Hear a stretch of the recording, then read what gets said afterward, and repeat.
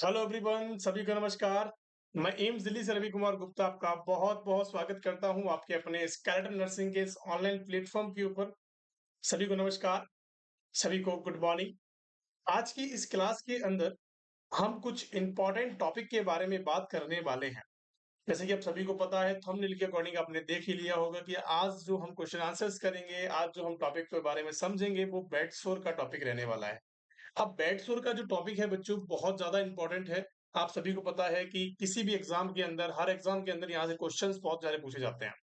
ठीक है, यहाँ से आपको किसी भी एग्जाम के अंदर आप बैठ जाएंगे तो आपको 100% 2 से 3 क्वेश्चंस इस टॉपिक से देखने को मिलेंगे। कम से कम एटलीस्ट 2 क्वेश्चन तो आपको जरूर देखने को मिलेंगे। छोटा सा टॉपिक है, घंटे भर की क्लास होगी। आपको बिना टेंशन लिए, बिना किसी प्रेशर के आपको एक क्लास देखनी है, बिल्कुल माइंड फ्री होके।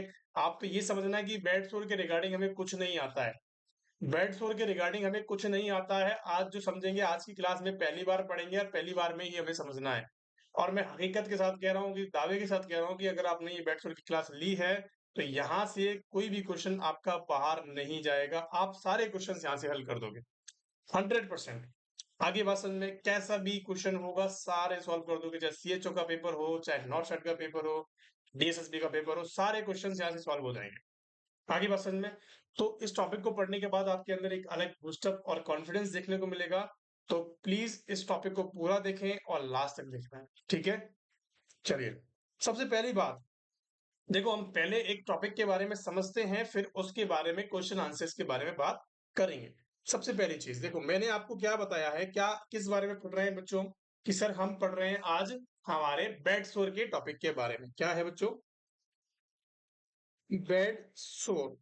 देखो, बेड सोर का मतलब क्या है? बेड सोर का मतलब नाम से पता लगता है कि बेड पे होने वाले सोर, बेड पे होने वाले अल्सर, बेड पे होने वाले घाव क्या कहलाते हैं?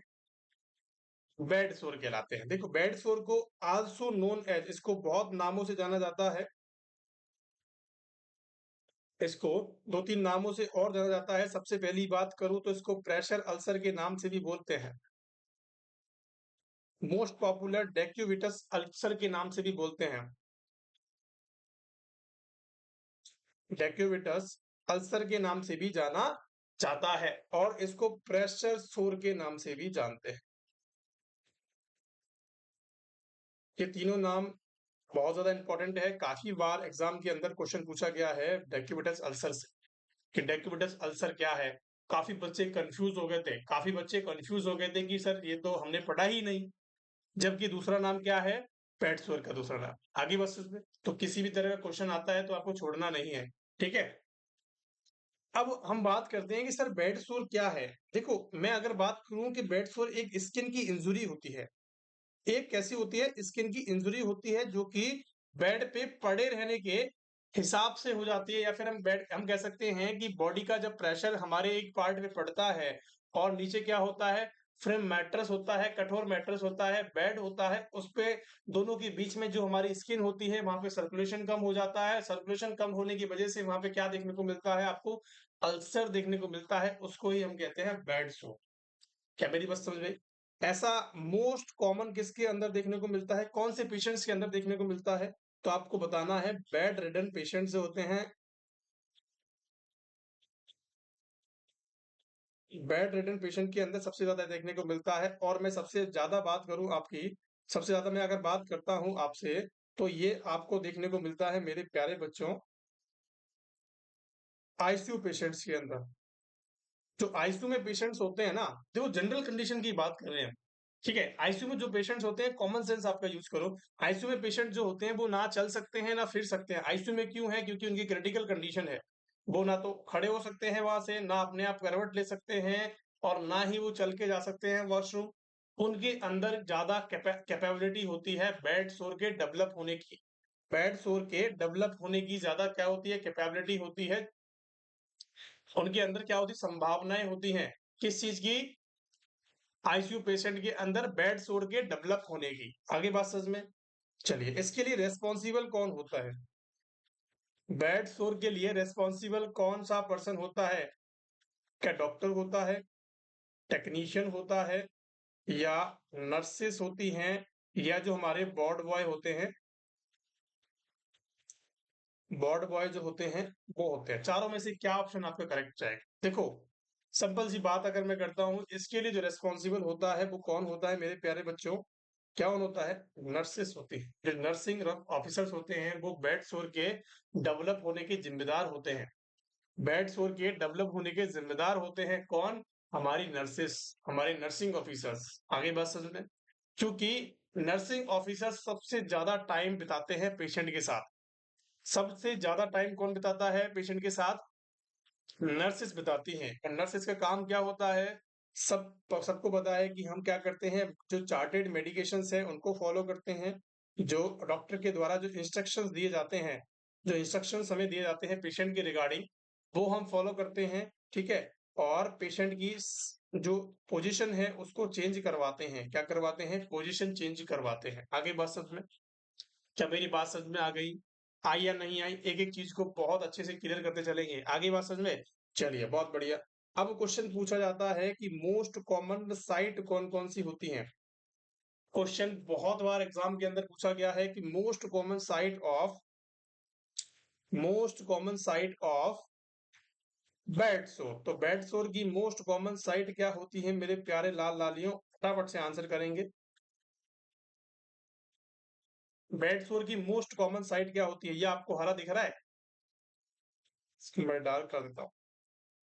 ठीक है, बेड सोर की मोस्ट कॉमन साइट क्या होती है मेरे प्यारे बच्चों? सबसे पहला आंसर आपको देना है अगर क्वेश्चन पूछा जाता है तो आपको बोलना है सैक्रम रीजन।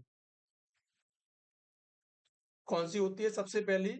सैक्रम रीजन होता है। नंबर दूसरी बात, अगर आपसे कोई सेकंड मोस्ट कॉमन पूछा जाता है तो आपको बताना है ऑक्सीपुट रीजन। कैसा होता है? Occiput reason. ऑक्सीपुट किसे बोलते हैं? जो हमारा सर के पीछे वाला जो ऑक्सीपुट वाला एरिया है, वहां पे बेड सोर डेवलप हो जाना क्या कहलाता है? ऑक्सीपुट रीजन के अंदर कहलाता है। सैक्रम रीजन कौन सा होता है? जो हमारी हिप्स के जस्ट ऊपर होता है, जो हमारे दोनों वटक्स के बीच का एरिया होता है, वहां पे बेड सोर सबसे ज्यादा डेवलप होता है। क्योंकि पेशेंट अपनी कमर के बलबूते पे ही लेटा रहता है। सुपाइन पोजीशन में अगर कोई पेशेंट लेटा हुआ है तो उसकी सबसे ज्यादा प्रेशर सोर कहाँ होने के चांसेस है? सबसे पहला सैक्रम रीजन के अंदर और ऑक्सीपुटल रीजन के अंदर। क्या मेरी बात समझ में आ गई? बहुत बढ़िया। साइड के बारे में हमने बात कर ली, इंपॉर्टेंट है दोनों की दोनों चीजें। बहुत बढ़िया। नंबर तीसरी दूसरी बात करते हैं कि इसका जो फर्स्ट साइन है, फर्स्ट साइनिंग सिम्टम्स होता है वो क्या होती है? वो होती है रेडनेस। कि आपको थोड़ा सा रेडनेस वहां पे देखने को मिलेगा। जब भी आप पेशेंट की पलटी करवाओगे, पेशेंट की चेंज पोजीशन करवाओगे, तो आपको ये देखना है कि वहां पे रेडनेस तो नहीं है। अगर रेडनेस है तो आपको क्या करना है? क्या करना है वहां पे? पाउडर लगा देना है, लेकिन मसाज नहीं करनी है। Massage, never massage the area. अगर आपने मसाज कर दिया है तो वहां पे वो स्किन स्किन जो है वो छिल जाएगी, और स्किन छिलने के कारण वो प्रेशर सोर बन जाएगा। ये बात सच में, तो मसाज नहीं करना है, पाउडर लगा के छोड़ देना है।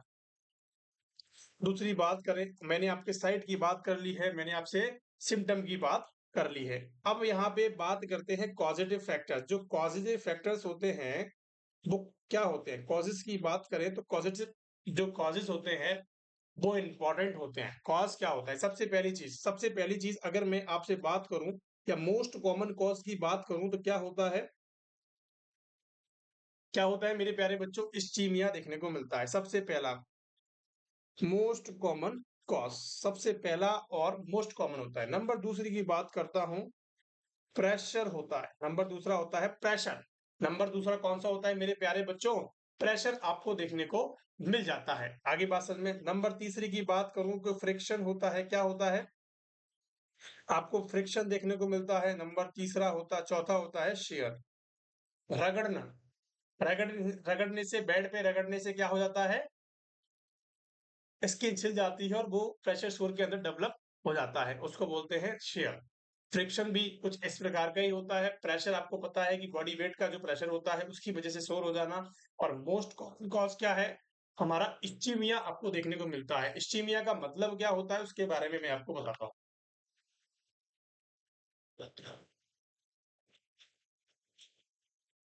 देखो, इस्टीमिया का मतलब होता है लॉस ऑफ ब्लड सप्लाई, या हम कह सकते हैं सर्कुलेशन का नहीं होना या ब्लड सप्लाई का नहीं होना, क्या कहलाता है? इस्टीमिया कहलाता है। क्या होता है कि वहां पे प्रेशर पड़ा, ठीक है, किसी लोकलाइज एरिया पे प्रेशर पड़ा। अगर मैं यहाँ पे प्रेशर देता हूं तो मुझे आगे वाले पार्ट पे या सेम पार्ट पे मुझे क्या नहीं मिलेगा? ब्लड की सप्लाई नहीं मिलेगी, क्योंकि आर्टरी वेसल्स वगैरह क्या हो जाती हैं हमारी, क्रैश हो गई, तो सप्लाई नहीं मिलेगी। अगर ये काफी देर तक पड़ा रहेगा, अगर ये काफी देर तक ऐसे ही पड़ा रहेगा प्रेशर यहाँ पे, तो यहाँ पे मुझे एक घाव देखने को मिल जाएगा, टिश्यू नेक्रोसिस देखने को मिल जाएगा। टिश्यू नेक्रोसिस मतलब कि यहाँ पे जो सेल्स होंगी वो मर जाएंगी, और मरने के बाद वो क्या करेंगी? एक घाव बना लेंगे, और घाव बनाने के बाद वो सोर में डेवलप हो जाएगा। क्या मेरी बात समझ में आ गई? चलिए, बहुत बढ़िया। इसके कुछ रिस्क फैक्टर्स होते हैं, रिस्क फैक्टर्स की बात करते हैं। अगर मैं इसके रिस्क फैक्टर्स की बात करता हूं तो रिस्क फैक्टर्स कौन कौन से होते हैं? सबसे पहली बात रिस्क फैक्टर्स की बात करते हैं तो मेन चीज जो होती है वो क्या होती है? इमोबिलिटी। कि अगर कोई पेशेंट है जो आपका इमोबाइल है, मोबिलिटी नहीं कर रहा है, मूव नहीं कर सकता, तो उस कंडीशन के अंदर आपको क्या देखने को मिलता है? बेड सोर डेवलप हो सकता है।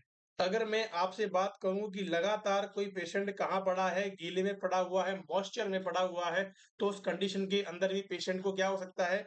बेड सोर जैसी कंडीशंस देखने को मिल सकती हैं, क्योंकि पानी से क्या होगा, मॉइस्चर से क्या होगा, वो स्किन जो है वो गल जाएगी, और गलने के बाद क्या देखने को मिलेगी? स्किन ब्रेकडाउन देखने को मिलेगी, स्किन इंजरी आपको देखने को मिल सकती है। ठीक है। अगर मैं एज की बात करूं तो एज जो ओल्ड एज 70 ईयर्स से, मतलब कि मोर देन 70 ईयर्स से अगर क्या है, बड़े बूढ़े हैं, तो उनके अंदर सबसे ज्यादा देखने को मिलता है बीएमआई है। बीएमआई जिसका हाई बीएमआई है ना, हाई बीएमआई वाले पेशेंट्स जो होते हैं उनके अंदर फर्स्ट प्रायोरिटी पे होता है, और सेकंड प्रायोरिटी पे कौन सा होता है? लो बीएमआई वाले। मतलब कि बॉडी मास जिसकी इंडेक्स कम होती है उनको भी तकलीफ होती है, और जिसकी ज्यादा होती है उसको भी तकलीफ होती है। तो मतलब कैसी रहनी चाहिए? नॉर्मल रहनी चाहिए, नहीं रहनी चाहिए? बहुत बढ़िया। देखो, सबसे ज्यादा जो क्वेश्चंस पूछे जाते हैं बच्चों, वो कहाँ से पूछे जाते हैं? स्टेजेस से क्वेश्चन पूछे जाते हैं। कहाँ से पूछते हैं? स्टेजेस से क्वेश्चन पूछते हैं। अगर मैं स्टेजेस की बात करता हूं आपसे, कि स्टेजेस की बात करते हैं सर, तो स्टेजेस कितनी प्रकार की होती है मेरे प्यारे बच्चों? 4 प्रकार की स्टेजेस देखने को, कितनी प्रकार की देखने को मिलती है? 4 प्रकार की होती हैं। सबसे पहली चीज, स्टेज फर्स्ट। स्टेज फर्स्ट के अंदर क्या क्या चीजें इन्वॉल्व होती हैं? देखो, आपको स्टेज फर्स्ट के अंदर क्या होता है? Only epidermis layer is involve. कैसी होती है? Only epidermis layer is involve, मतलब कि इसके अंदर मात्र एपिडर्मिस लेयर होती है इन्वॉल्व। एपिडर्मिस कौन सी होती है? जो डर्मिस के ऊपर पाई जाती है, जो हमारी आपको स्किन दिख रही है ना, वो एपिडर्मिस लेयर है। अगर ये इन्वॉल्व है तो उसके अंदर क्या देखने को मिलेगा आपको? अगर सिर्फ यही इन्वॉल्व है तो आपको क्या देखने को मिलेगा? हमारा स्टेज फर्स्ट का आपको क्या देखने को मिल सकता है? क्या देखने को मिलेगा? इसके स्टेज फर्स्ट का बेड सोर आपको देखने को मिलेगा। इसकी जो साइन सिम्टम्स होते हैं वो क्या क्या देखने को मिलते हैं? स्किन की, स्किन कैसी होगी? इसके अंदर इंटैक्ट होगी। इंटैक्ट होगी, कैसी होगी? स्किन इंटैक्ट मतलब कि इंजुरी नहीं होगी, ब्रेकडाउन नहीं होगा स्किन का। ठीक है। आपको वार्मनेस फील होगी, वहां पे वार्मनेस फील होगी, वहां पे रेडनेस देखने को मिलती है, और इचिंग देखने को मिलेगी।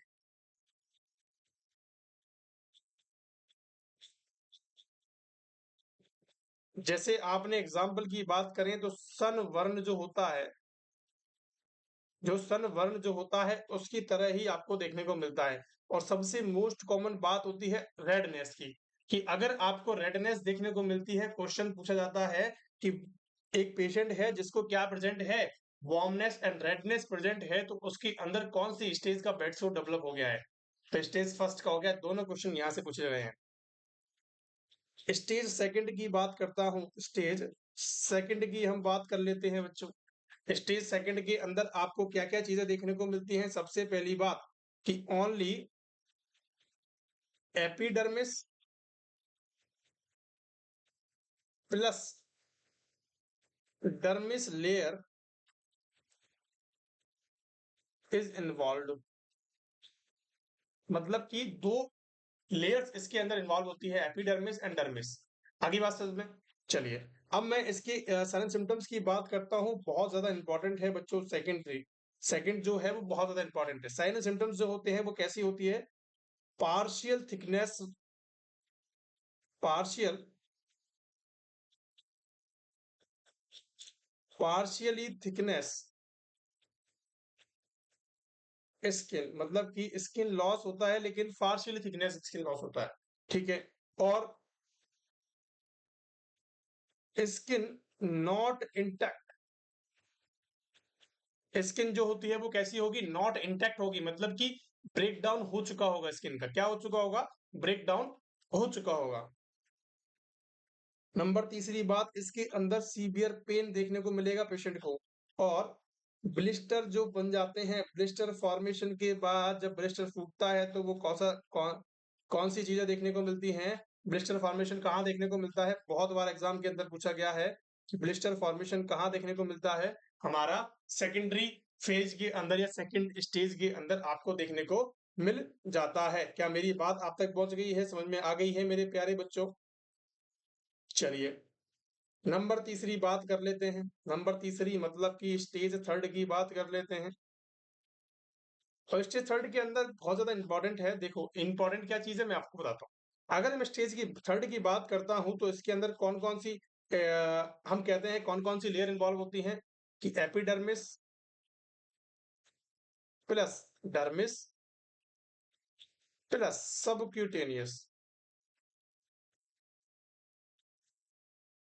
ये तीन तरह की लेयर्स इसके अंदर इन्वॉल्व होती हैं। मोस्टली जो होती है वो सबक्यूटेनियस होती है, ठीक है। मतलब कि आपको पहले क्या देखने को मिलेगा? फर्स्ट देखने को मिलेगी, सेकंड देखने को मिलेगी, फिर थर्ड देखने को मिलेगी। थर्ड के अंदर सबक्यूटेनियस तक हमारा बेडसोर जो घाव है वो पहुंच चुका होगा। अब जब सबक्यूटेनियस तक पहुंच चुका है तो कौन कौन सी इसके अंदर स्किन की कंडीशंस या साइन सिम्टम्स देखने को मिलते हैं? तो आपको बताना है कि फुल थिकनेस स्किन लॉस हो चुका होगा, फुल थिकनेस स्किन लॉस चुका होगा। आपको फैट विजिबल देखने को मिलेगा। आप जब भी देखोगे तो आपको फैट दिखाई देगा, मसल्स आपको दिखाई देंगी। और वहां पे सीरस ड्रेनेज आपको देखने को मिलेगा। सीरस ड्रेनेज का मतलब है कि वहां पे आपको कुछ ना कुछ फ्लूइड रिसता हुआ, निकलता हुआ आपको देखने को मिलेगा। दूसरी बात करें कि पेन जो होगा इसके अंदर, पेन में और पेन में अकर और नॉट, मतलब पेन का कोई ऐसा हम कह नहीं सकते हैं। काफी पेशेंट्स को पेन होता है, काफी पेशेंट्स को पेन नहीं होता है। आगे बात समझ में? और इसके अंदर कैसा होगा? White character like, white colour का आपको अपीरियंस देखने को मिले। कैसा होगा?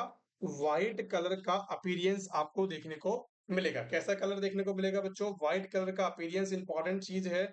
जहां भी क्वेश्चन बनता है कि व्हाइट कलर का अपीरियंस कहाँ देखने को मिलता है और पेन कहाँ नहीं होता है, ठीक है। और फुल थिकनेस बर्न और फैट विजिबल कहाँ होता है, ये सारे इंपॉर्टेंट चीजें हैं। नंबर फोर्थ की बात करता हूं, नंबर स्टेज फोर्थ की बात करता हूं। इसके अंदर क्या होता है? फुल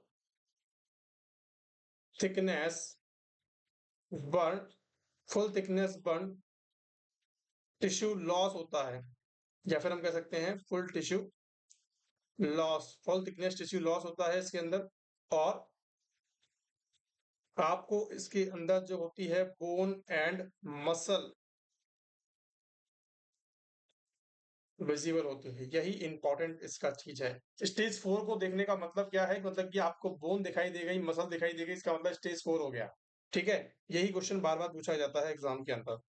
ये कैसा होता है? इसके अंदर पेनलेस होता है क्योंकि इसके अंदर नब्स जा चुकी होती है, नब्स खत्म हो चुकी होती है, ठीक है। आप सभी को पता है, आप सभी को पता है कि जब भी नब्स होती हैं तो हमें पेन देखने को मिलता है, नब्स नहीं है तो क्या देखने को मिलेगा? पेनलेस होगी। तो टिश्यू और क्या होगा? टिश्यू नेक्रोसिस देखने को मिलेगा। आसपास के जो टिश्यूज होंगे वो मर चुके होंगे, काले पड़ चुके होंगे और टिश्यू नेक्रोसिस आपको देखने को मिलेगा।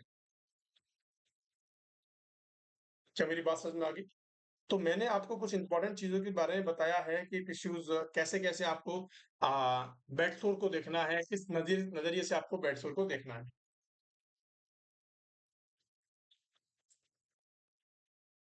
चलिए, अब हम क्वेश्चन आंसर्स को देखते हैं, क्वेश्चन आंसर्स कैसे कैसे हैं। सबसे पहला क्वेश्चन आपको बताना है, सबसे पहला क्वेश्चन आपकी स्क्रीन पर ये रहा। बेड सोर बताएंगे फटाफट से कि बेड सोर जो है हमारा,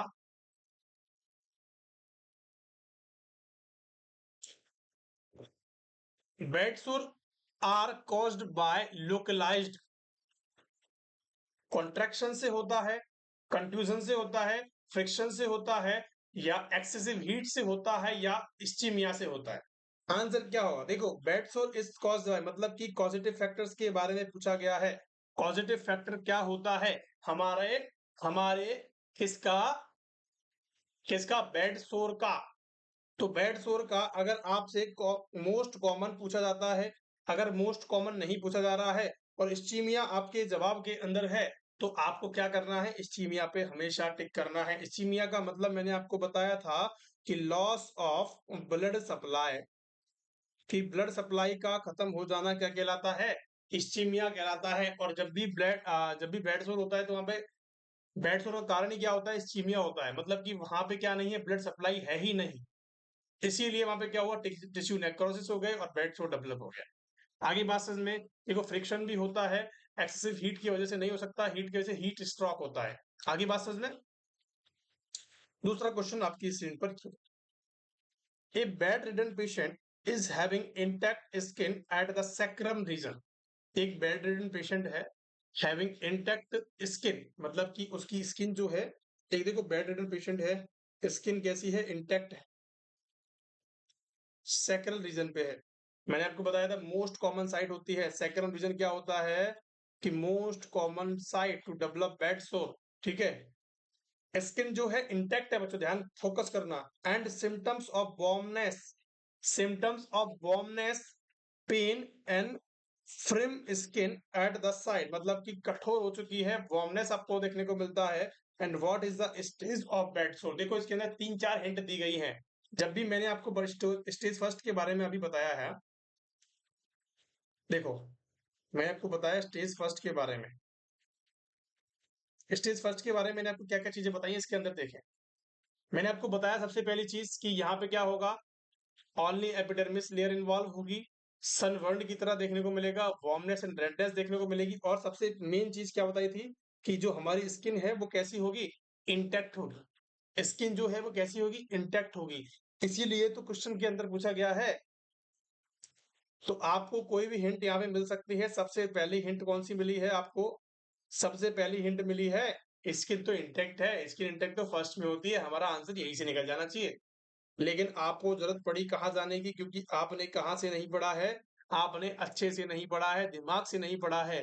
ठीक है, आप जो भी काम कर रहे हो उसको स्टॉप कर दो। मैं आपसे वादा करता हूँ कि ये क्वेश्चन आपको यहीं के यहीं रटा दूंगा मैं, यहीं की यहीं पूरा टॉपिक रटा देंगे हम। ठीक है, तो आपने देखा कि वार्मनेस मतलब कि स्टेज फर्स्ट का आंसर है। आप सभी को पता लग गया है कि स्टेज फर्स्ट ही इसके अंदर आंसर जाएगा। तो स्टेज फर्स्ट के अंदर आपने क्या क्या देखा कि वार्मनेस अगर आपको देखने को मिले, और आपको अगर वार्मनेस देखने को मिल रही है, रेडनेस देखने को मिल रही है और स्किन इंटैक्ट है, इसका मतलब क्या हुआ?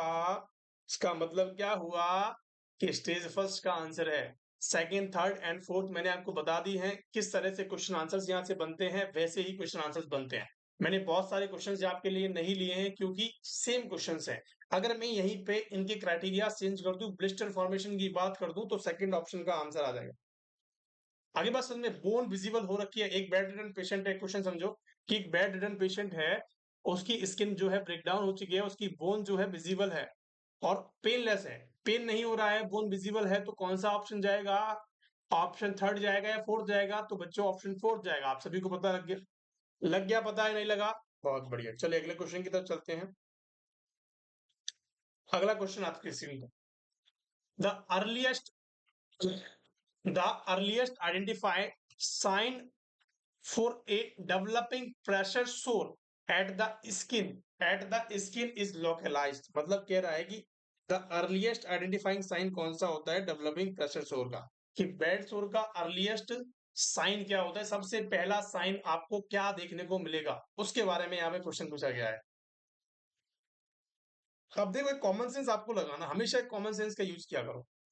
यहाँ पे क्वेश्चन पूछा गया है कि अर्लीस्ट, तो सबसे पहला साइन क्या हो, सबसे पहली स्टेज के बारे में पूछो ना आप। सबसे पहली स्टेज मतलब साइन भी स्टेज के अंदर ही देखने को मिलेगा ना भाई, स्टेजेस के अंदर 4 स्टेज के अंदर बताया है। तो अगर मैं बात करूंगा अर्लीस्ट साइन की, तो अर्लीस्ट साइन भी क्या होगा, स्टेज फर्स्ट का ही कोई साइन होगा या स्टेज 4 का होगा, स्टेज फर्स्ट का ही होगा ना। तो या तो आपको क्या देखने को मिलेगा, देखो वार्मनेस, वार्मनेस जो होता है वो अर्लीस्ट साइन नहीं माना जाता है। वार्मनेस जो होता है वो अर्लीस्ट साइन नहीं होता है, क्योंकि स्टेज फर्स्ट के अंदर वार्मनेस होता है और रेडनेस होती है। ठीक है, तो ये जो कंडीशन है वार्मनेस, वो किसी भी कारणवश से हो सकता है। ठीक है, अगर सपोज दैट पेशेंट फेब्राइल है, तो आप कैसे पता लगाओगे कि यहाँ तो वार्मनेस यहाँ पे भी हो रहा है, यहाँ पे भी हो रहा है, यहाँ पे भी हो रहा है, यहाँ पे भी वार्म हो रहा है, सब जगह बेड सोर थोड़ी है भाई, सब जगह बेड सोर नहीं है ना। एडिमा तो आपको दूर दूर तक नहीं देखने को मिलेगा, एडिमा जो होता है वो वर्ल्ड वाले पेशेंट के अंदर देखने को मिलता है। ठीक है, आपको लॉस ऑफ सेंसेशन जो है ये बहुत बाद जाके देखने को मिलते हैं। लॉस ऑफ सेंसेशन का मतलब है पेन का नहीं होना, पेन का नहीं होना। तो पेन का नहीं कहाँ होता है, स्टेज 4 के अंदर होता है, तो ये तो लास्ट ऑप्शन हुआ ना। कूलनेस टच, ये कूलनेस नहीं होता है, वार्म होता है, कूलनेस के नहीं होता है, वार्म होता है। तो change in the colour is the best option, मतलब कि B is the correct answer. आपको पता है कूलनेस नहीं होगा, वार्म होगा। एडिमा नहीं होता है क्योंकि बर्न वाले पेशेंट के अंदर होता है, एडिमा को कोई रोल यहाँ पे नहीं है। ठीक है, और loss of sensation, loss of sensation fourth वाली स्टेज में जाके होते हैं कि अब तो कोई फर्क ही नहीं पड़ रहा है, बेड स्वेट ज्यादा हो चुका है, अब तो कोई मतलब ही नहीं है, बॉर्न विजिबल है अब तो हमारी।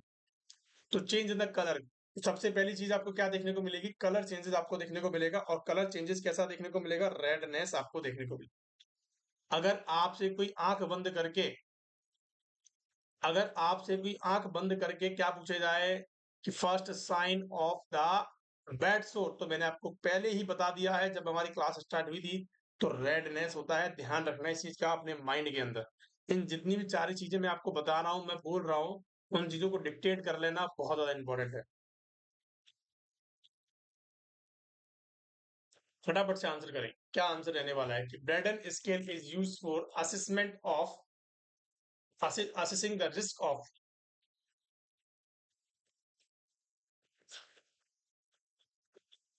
असेसिंग द रिस्क ऑफ, मतलब किस चीज की रिस्क होती है।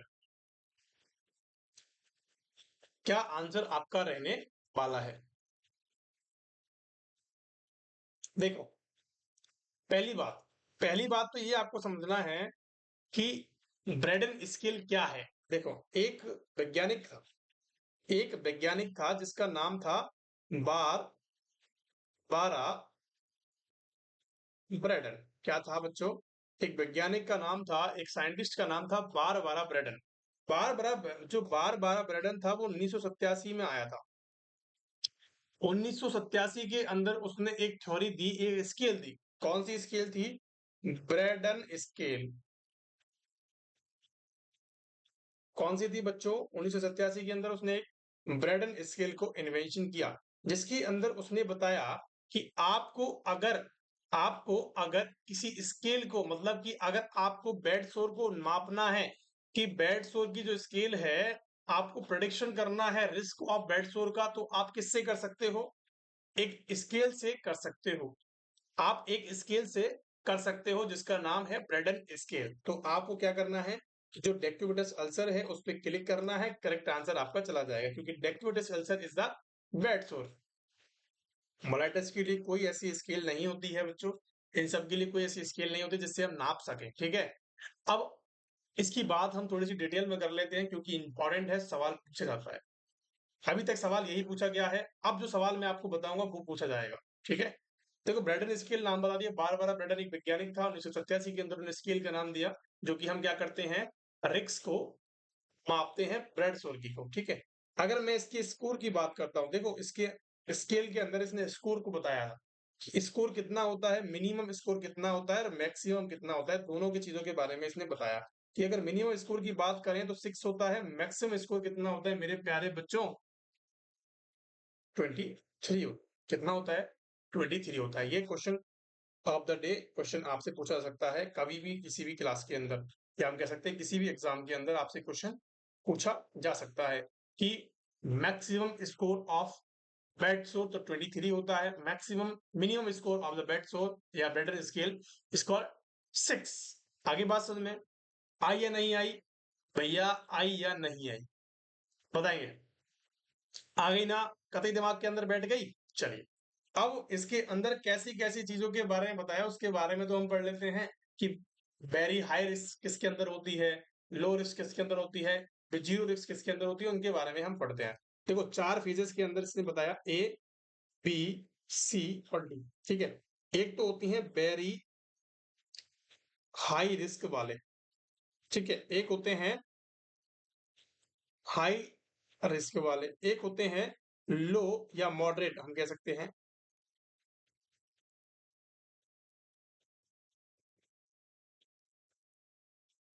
मॉडरेट रिस्क वाले होते हैं, एक होते हैं माइल्ड रिस्क वाले, और एक होते हैं, एक कौन से होते हैं,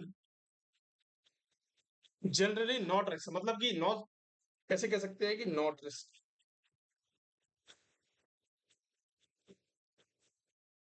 ठीक है। तो ये सारी कंडीशंस आपको देखने को मिल जाती है। सबसे पहली चीज वेरी हाई रिस्क जो होती है, अगर किसी पेशेंट का, अगर किसी पेशेंट का 9 से, अगर किसी पेशेंट का स्केल अगर 9 से आपको कम देखने को मिलता है, 9 और लेस देन 9, अगर इसका इतना स्कोर आ रहा है तो आपको वेरी हाई रिस्क के अंदर डालना पड़ेगा। अगर किसी पेशेंट का, अगर किसी पेशेंट का 10 से 12 स्कोर आता है तो आपको हाई रिस्क के अंदर डालना पड़ेगा। अगर किसी पेशेंट का 13 से 14, 13 से 14 आता है तो आपको क्या करना है, मॉडरेट रिस्क के अंदर डालना पड़ेगा। माइल्ड की बात करें तो 15 से 18 वाले जो बंदे होते हैं, जिनकी जो 15 से 18 रेटिंग आती है वो माइल्ड रिस्क के अंदर आते हैं, और जो 19 से ऊपर आते हैं, 19 से 23 तक जो होते हैं वो कैसे होते हैं, नॉट रिस्क में होते हैं। मतलब कि ये स्कोर का इन्होंने एक फॉर्मूला बताया था बार बारह ब्रेडन के अंदर, बार बारह ब्रेडन ने ब्रेडन स्केल के बारे में ये बताया।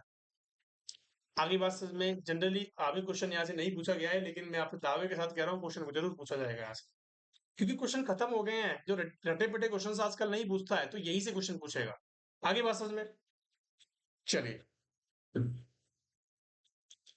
हाँ अब बताएंगे मुझे कि आपको ये क्वेश्चन में क्या डाउट होने वाला। देखो क्लीनिंग ऑफ द, ये सारे बच्चे क्वेश्चन गलत करेंगे जिन्होंने नहीं पढ़ रखा।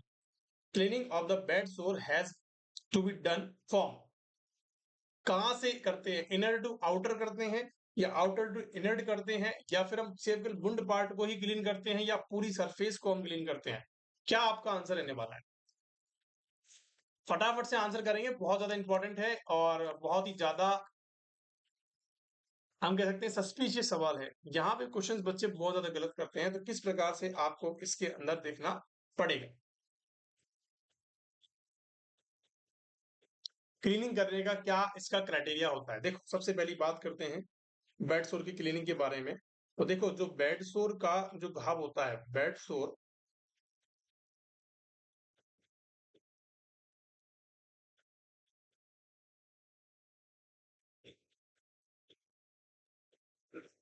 बेड सोर wound is a considered, is a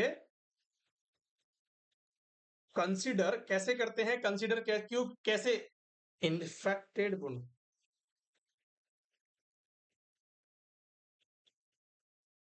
अब इस बात से आपको समझना है, इस बात से मैं आपको समझाने वाला हूं। देखो बहुत इजी है, अगर आपने ये बात समझ ली तो आप किसी भी तरह के वुंड को कैसे क्लीन करते हो उसके बारे में आपको पता लग जाए। देखो बेड सोर का जो वुंड होता है वो इन्फेक्टेड वुंड होता है, और जब भी इन्फेक्टेड वुंड जो होता है, इन्फेक्टेड वुंड जो होता है उसको क्लीन करने का एक ही तरीका होता है, आउटर टू इनर,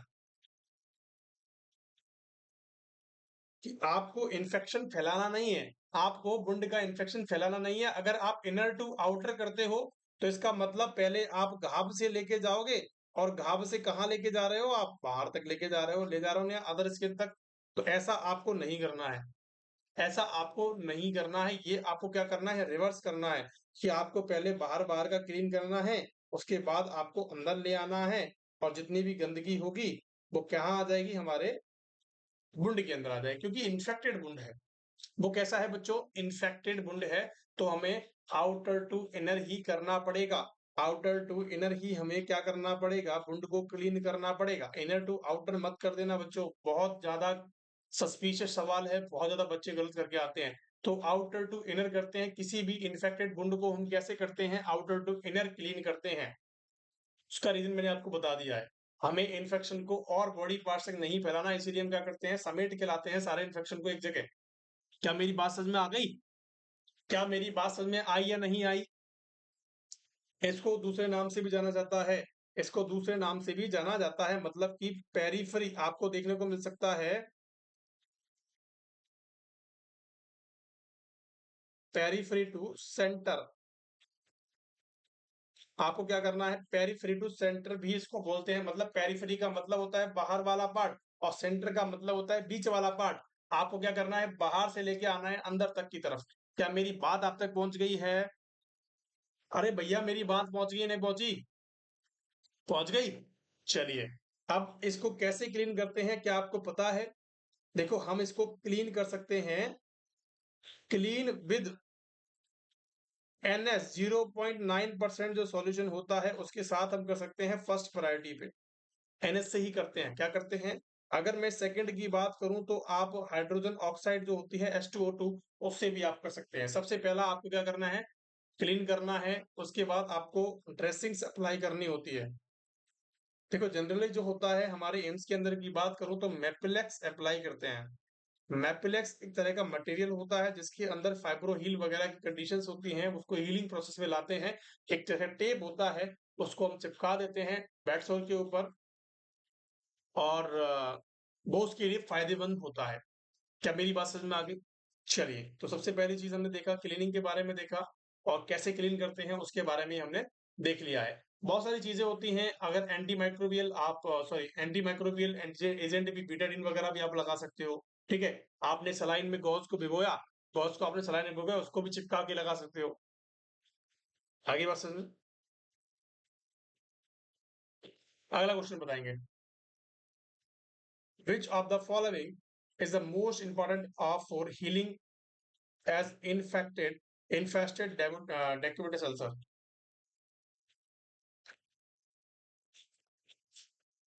क्या आंसर जाएगा?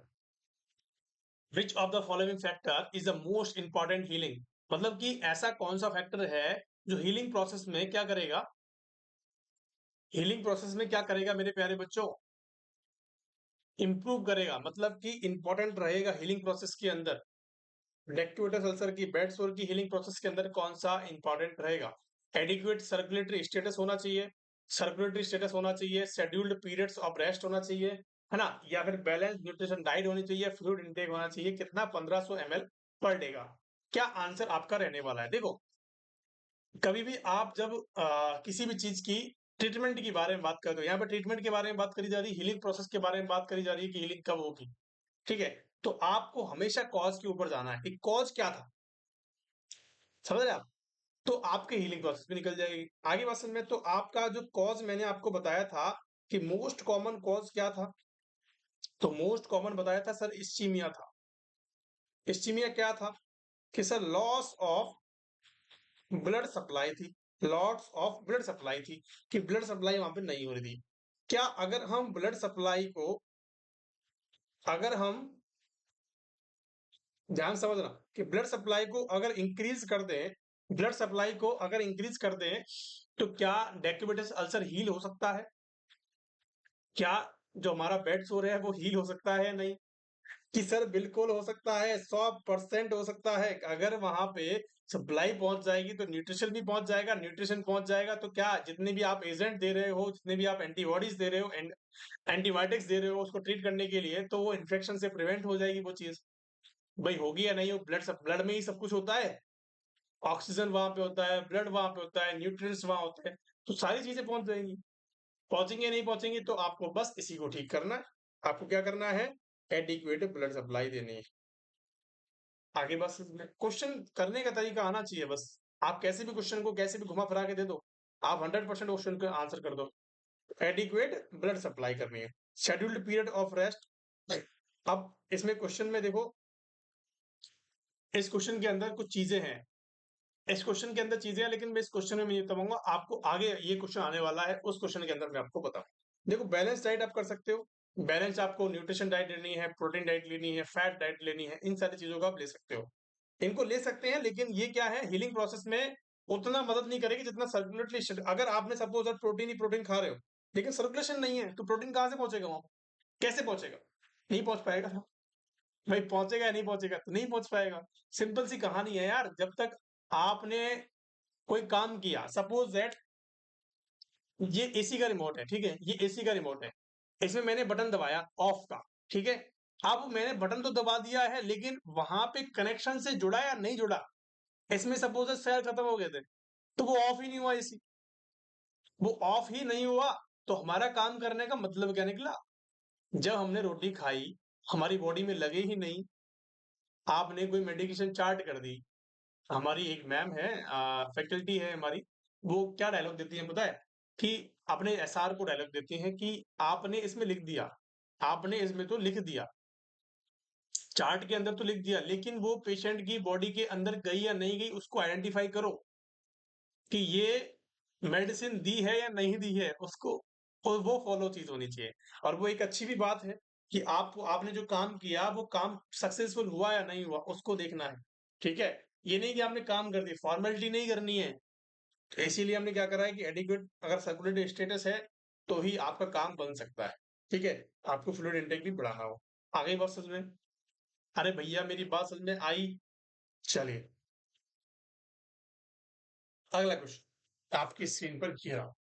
देखो, while caring for pressure ulcer in the ICU as nurse should, क्या करेगी nurse, keep the periphery wound skin moist रखेगी, keep the wound tightly packed कर देगी gauze piece and antiseptic ointment से, and offload pressure on the wound and nurse patient in the modify Fowler position. कि nurse कैसी करेगी उसको, patient को modify semi Fowler या फाउलर पोजीशन में उसको रख देगी, या वहां पे प्रेशर को रिलीज कर देगी कि वहां पे प्रेशर जो है वो नहीं पड़े। क्या आंसर होगा? देखो, बहुत सारी चीजें हैं, नाम से ही आपको पता लगना चाहिए कि हमें क्या करना है। आपको देखो यहाँ पे बता रहा है कि while caring of the pressure ulcer, तो यहाँ पे क्या आ रहा है, प्रेशर, यहाँ पे क्या आ रहा है, प्रेशर, तो हमने यहाँ पे क्या देखने को मिल रहा है, प्रेशर। अगर आपने प्रेशर को ऑफ कर दिया, मतलब वहां पे प्रेशर पड़ने से ही रोक दिया, तो प्रेशर अल्सर तो वैसे ही क्या हो सकता है, केयर हो सकता है। भाई, आपने अगर इस चीज में प्रेशर पड़ रहा है, प्रेशर की वजह से प्रेशर अल्सर हो रहा है, तो उस प्रेशर को आपने नहीं पड़ने दिया, आपने कुछ ऐसा इंतजाम कर दिया जो आपने प्रेशर ही नहीं पड़ने दिया, तो ऑब्वियस सी बात है कि प्रेशर अल्सर का तो बनना तय ही नहीं है। करेक्ट आंसर है बी, सी आंसर करेक्ट। देखो, हम क्या यूज करते हैं, देखो, ऑक्सीबुट सबसे ज्यादा जो कहाँ होते हैं, सेक्रम रीजन में। सबसे ज्यादा जो बेडसोर होते हैं वो ऑक्सीबुट या सेक्रम रीजन के अंदर होते हैं। मैंने आपको बताया सेक्रम रीजन फर्स्ट प्रायोरिटी पे होता है, सेकंड प्रायोरिटी पे हमारा क्या होता है, ऑक्सीबुट वाला रीजन होता है। तो सेक्रम रीजन के अंदर हम क्या करते हैं, सेक्रम के जो पोर्शन है, जो पर्टिकुलर पोर्शन है, उसको हम प्रेशर से रिलीज कर देते हैं। आप, कोई भी बंदा है, कोई भी पेशेंट है, सीधा लेटा हुआ है, सपोज दैट, ठीक है, उसको सबसे ज्यादा प्रेशर पड़ रहा है हिप्स वाले सेक्रम रीजन पे और ऑक्सीबुट वाले रीजन पे। अब ऑक्सीबुट की बात करते हैं, तो ऑक्सीबुट के नीचे हम क्या रखते हैं, एक रिंग रखते हैं, जो चारों तरफ से तो घेर रही है, जो उस चारों तरफ से तो घेर रही है, लेकिन बीच में से नहीं घेर रही। ऑक्सीबुट वाले रीजन को क्या कर दिया उसने, फ्री कर दिया, मतलब हवा मिल रहा। आई बात समझ में? आपने अपने घरों में मटकी रखते हो, मटका जो रखते हो, मटका, पानी पीने वाला मटका जो रखते हो आप, उसके नीचे क्या होती है, एक रस्सी से बनी हुई क्या होती है, रस्सी से गोल गोल बनी हुई रिंग सी होती है, या फिर हम बाजार से खरीद के लाते हैं लोहे की, वो रिंग सी होती है, नहीं होती है, उसके ऊपर वो मटका टिक जाता है, और नीचे वाला ऐसा जो है कैसा हो जाता है, फ्री हो जाता है, ताकि वो बैठ जाए उसमें। होता है नहीं होता है?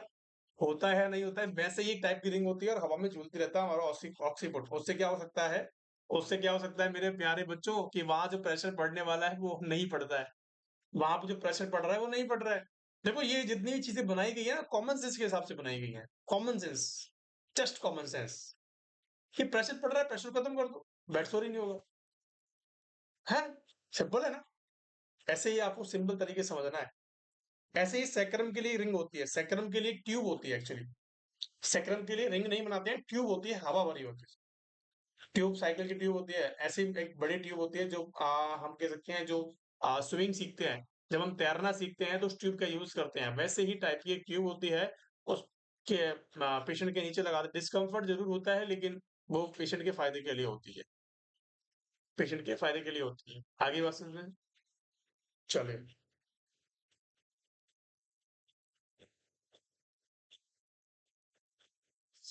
बेड सोर can be best prevented by, bed सोर can be best prevented by, कैसे आप बेड सोर को प्रिवेंट कर सकते हैं, कैसे आप बेड सोर को प्रिवेंट कर सकते हैं, उसके बारे में क्वेश्चन पूछा गया है। मैंने आपको बताया अभी कि आपको मैं अगले क्वेश्चन के अंदर बताऊंगा, तो इस क्वेश्चन के अंदर वो सारी चीजें आपको बताने वाला हूं।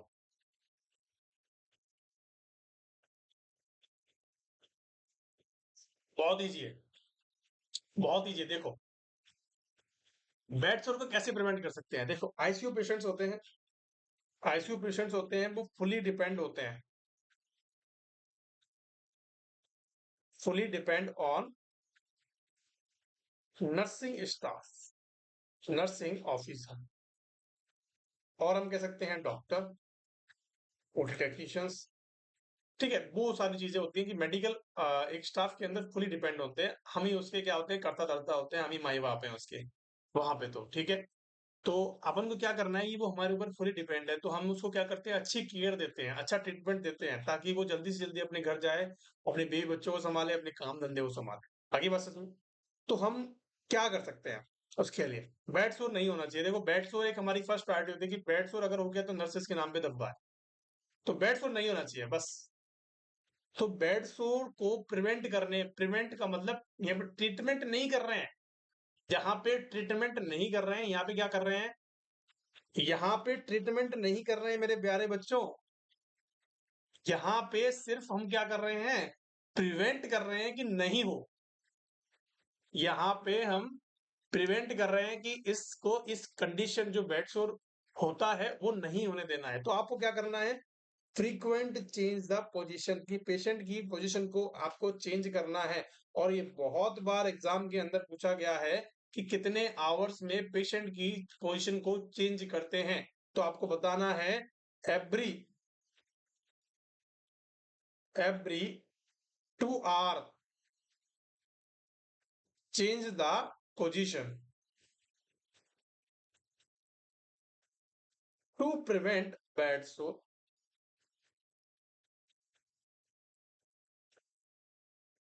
पहली बात समझ में कि आपको अगर 2 घंटे के अंदर आप क्या कर रहे हो, पेशेंट की पोजीशन को चेंज कर रहे हो, चेंज इन द सेंस पहले राइट लेटरल थी, अभी उसको क्या कर दिया हमने, लेफ्ट लेटरल पोजीशन दे दी। आई बात समझ में, उसके बैक साइड में तकिया लगा दिया और वो मस्त हो रहा है, ठीक है। अगर ये तो कैसी होती है, बेड रिडन वाले पेशेंट जो सुपाइन पोजीशन में होते हैं। क्वेश्चन एक और पूछा जाता है, अगर कोई पेशेंट चेयर पे बैठा हुआ है, अगर कोई पेशेंट चेयर पे बैठा हुआ है और चेयर के अंदर ही हमें क्या करना है, उस चीज को चेंज करना है, तो चेयर के अंदर, तो पेशेंट ऑन चेयर, तो कितने घंटे में करनी है बच्चों, तो एवरी 15 मिनट्स, मतलब कि हर 15 मिनट के अंदर आपको क्या करनी होती है, उसकी पोजीशन चेंज करनी होती है, टू प्रिवेंट बैड सोर, टू प्रिवेंट बैड सोर। क्या मेरी बात समझ में आ गई, बहुत बढ़िया। तो हमने क्या देखा बच्चों कि आपको एवरी फ्रीक्वेंट आपको क्या करनी होती है, चेंज पोजीशन करनी होती है। देखो मसाज, तो नेवर मसाज द एरिया, सिर्फ पाउडर लगा के छोड़ देना है, मसाज नहीं करना है। Use the hard mattress, hard mattress, hard mattress का मतलब होता है गद्दा, तो हार्ड नहीं करते हैं, एयर मैट्रेस का यूज करते हैं। एयर मैट्रेस होता है, वाटर मैट्रेस होते हैं, ठीक है, इनका यूज करते हैं। आगे बात समझ में, एयर का मतलब हवा में आपको रहना है, हवा इन द सेंस की मतलब उसमें छोटे छोटे क्या होते हैं, एयर मैट्रेस आपने देखा होगा, गूगल सर्च करके देख लेना, बहुत बार क्वेश्चन भी आया हुआ है, इमेज बेस्ड क्वेश्चन पूछा जा सकता है आपसे। वाटर मैट्रेस देख लेना और एयर मैट्रेस भी देख लेना। क्या मेरी बात समझ में आ गई, चलिए अगला क्वेश्चन की तरफ चलते हैं।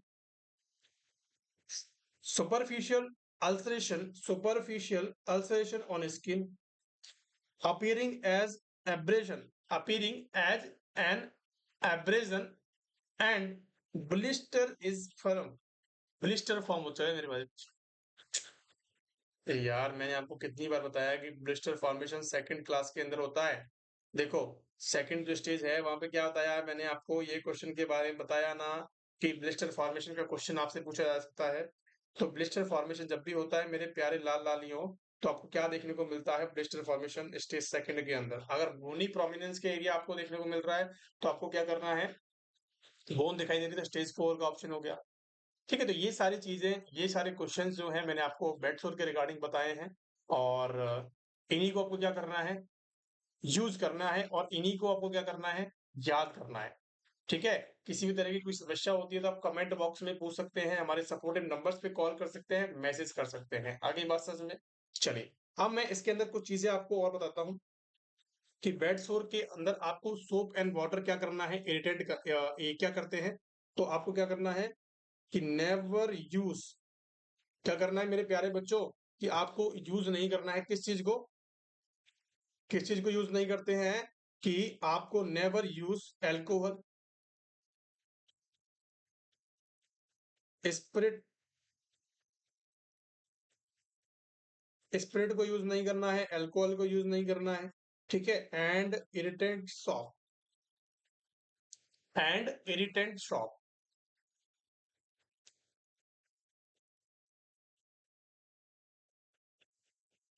इरिटेंट सोप का भी यूज नहीं करना है। कि क्या करते हैं, ये क्या काम करते हैं,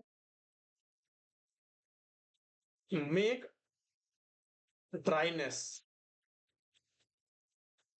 मतलब कि हम कह सकते हैं सीवियर ड्राइनेस। तो सीवियर ड्राइनेस को प्रिवेंट करना है, सीवियर ड्राइनेस होगी तो वहां पे क्या देखने को मिलता है, आपको बेड सोर देखने को मिलता है। मॉइस्ट भी नहीं रखना है, इस एरिया को मॉइस्ट गीला भी नहीं रखना है, ना ज्यादा सूखा रखना है, मीडियम साइज में रखना है। ठीक है, ऑयल वॉयल लगा के रखना है। ठीक है, आगे बात इसमें,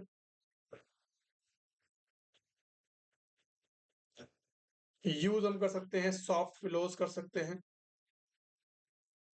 मैंने आपको बताया एयर मैट्रेस का यूज कर सकते हैं, एयर या वाटर मैट्रेस का यूज हम कर सकते हैं। और पेशेंट को कैसे रखना है, keep the patient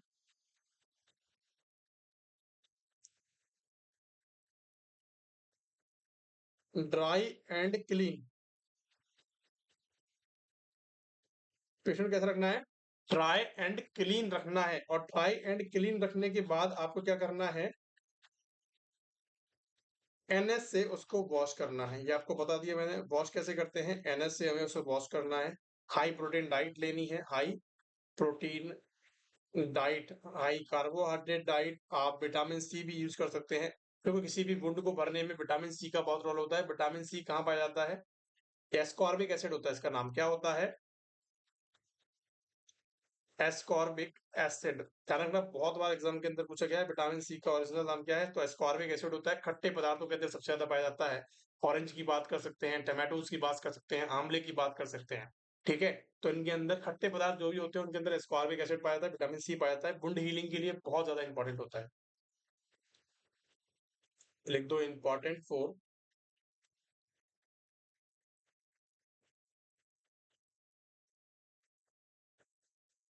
wound healing. तो वुंड हीलिंग के लिए क्या होता है बच्चों, ये कैसा होता है, वुंड हीलिंग के लिए कैसा होता है, इंपॉर्टेंट होता है। एक चीज और लिखेंगे, एक लाइन और लिख देंगे यहाँ पे, इंपॉर्टेंट है कि pressure relieved from sacrum, which position, कौन सी पोजिशन में सैक्रम से प्रेशर रिलीज होता है। तो आपको एक ही पोजिशन का याद रखना है, एक ही पोजिशन का याद रखना है आंसर में। 30 डिग्री आपको लेटरल पोजिशन दे सकते हो। ये भी क्वेश्चन इंपॉर्टेंट है, पूछा गया है। ठीक है, फाउलर पोजिशन में सबसे ज्यादा क्या होता है, प्रेशर पड़ता है। सुपाइन पोजिशन में सबसे ज्यादा प्रेशर पड़ता है। तो आप इस क्वेश्चन का ध्यान रखना, ये इंपॉर्टेंट। 30 डिग्री तक आप सेमी फाउलर पोजिशन जो होती है हमारी वो दे सकते हो, उसके अंदर आपको प्रेशर नहीं दिखने को मिलेगा। क्या मेरी बात समझ में आ गई आप सभी को, यहाँ तक क्लास के अंदर किसी को कोई डाउट, ये यहाँ तक की क्लास के अंदर किसी को डाउट है क्या।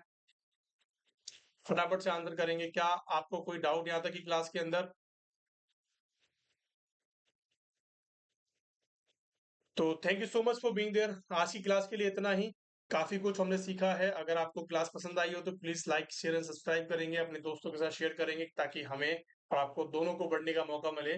किसी भी तरह का अगर आपको कोई डाउट होता है, अगर कोई पॉइंट हमसे छूट गया है, अगर आपको कोई आता है, तो आप प्लीज कमेंट बॉक्स के अंदर बताएंगे, और या फिर हमें सपोर्टिव नंबर से कॉल करेंगे। Thank you so much for being there. इसी तरह पढ़ते रहें और बढ़ते रहें। दिल दुखा है मगर टूटा तो नहीं है। दिल दुखा है मगर टूटा तो नहीं है, उम्मीद का दामन अभी छूटा तो नहीं है। तो thank you so much for being there. मिलते हैं अगली क्लास के अंदर। Thank you.